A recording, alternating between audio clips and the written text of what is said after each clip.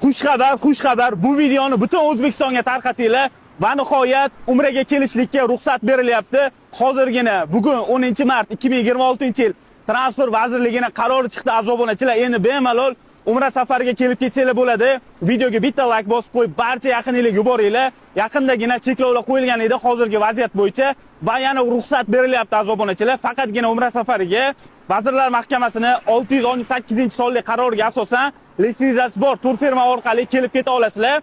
Chunki bu firmalarning hammasini $1 million depozit puli davlatga qo'yilgan va mana bunaqangi holatlarda biror bir hojilarni ko'chaga qo'yishmadi.